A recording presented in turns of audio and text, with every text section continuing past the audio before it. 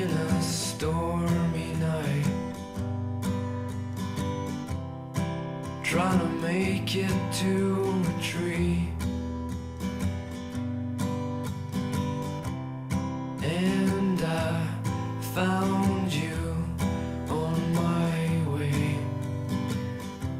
Let's fly real high till the morning comes.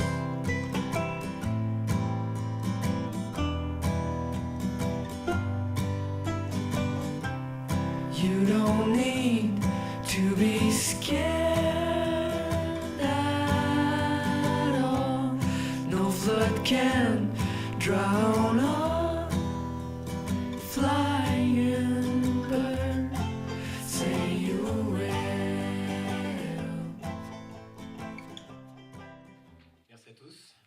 Donc, Tactus Scientifique en 2 minutes 30.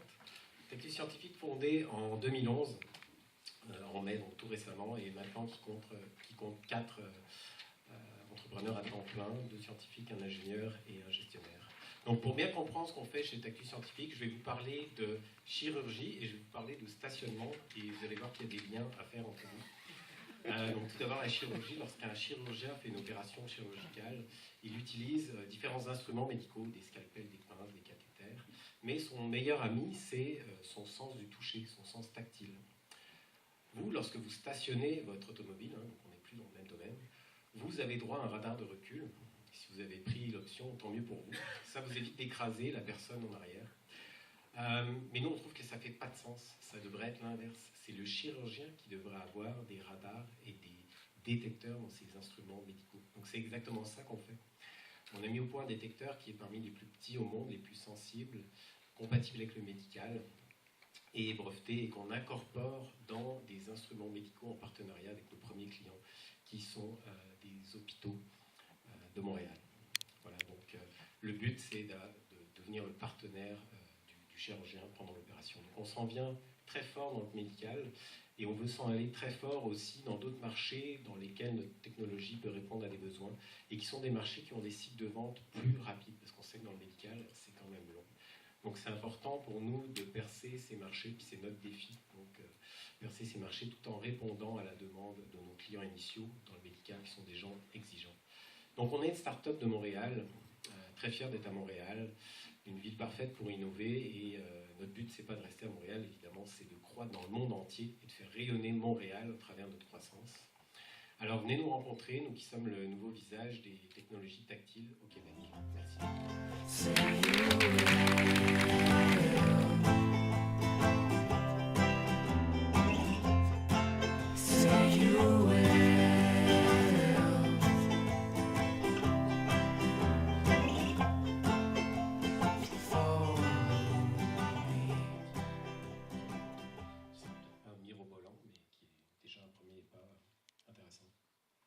Pendant que M. Gagné retrouve sa question, je vous rappelle, vous risquez de me répéter qu'il y a un micro. Si vous voulez poser des questions, vous, gens du public en délire. M. Gagné. Est-ce qu'on est devant une innovation mondiale ici, en quelque sorte? Oui, c'est une innovation dans la fibre optique que personne d'autre n'a. Une fibre, ça sert à communiquer, si je comprends. Oui, voilà, le justement. senseur, il faut qu'il y ait un senseur quelque part au bout de ça, non? Oui, au bout ou dans la fibre. Le mieux, c'est dans la fibre, comme ça, il n'y a pas de pièce qui risque de s'en aller, ou ça ne déforme pas la fibre, c'est directement dans la fibre. On n'a pas besoin de modifier ce qui existe déjà pour rentrer la fibre. Et votre chance de survie, votre chance de passer à travers les développements technologiques qui s'en viennent, vous dites que vous avez de l'aide, là, mais oui. Sont grandes vos chances, ou ça vous prend beaucoup d'aide encore, là, ou du financement? L'avantage qu'on a, c'est qu'on n'est pas seulement dans le médical. Parce que si on était seulement dans le médical, il faudrait déjà aller chercher des investissements, ce qui prend beaucoup de temps. Mais l'avantage qu'on a, c'est qu'on a déjà un pied dans le marché scientifique, puisque nous, on vient de ce milieu-là. Donc on a un prototype qui est à quelques semaines d'être vendu dans ce marché-là. Il nous manque quelques données pour aller sur la route maintenant et puis montrer à quel point ça marche.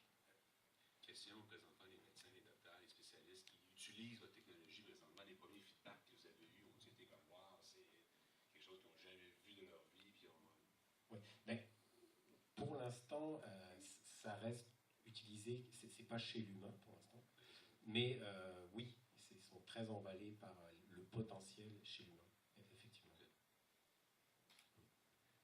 Bien. Donc, dernière chance pour une question. Monsieur? Oui, Jean-Thérien, je n'ai pas bien compris. Par contre, il y a la réponse donner la réponse à la question. Concrètement, vous voudriez visuellement, qu'est-ce que ça apporte à l'outil qui est manipulé par le médecin? Oui. Alors, ça amplifie le sens tactile, c'est-à-dire que au lieu de compter uniquement sur votre peau pour le sens tactile, vous aurez des signaux sonores ou visuels qui se déclenchent lorsque vous êtes dans une zone de danger, avec un scalpel ou avec un cathéter, puisque c'est ça la prochaine application. Vous allez pouvoir savoir si le cœur, certaines parties du cœur sont malades simplement en les touchant, sauf que là on n'a pas besoin d'ouvrir la personne en la touchant, on a simplement besoin de faire passer un fil microscopique pour aller palper le cœur. Ben, merci beaucoup. François Bergeron, donc, directeur.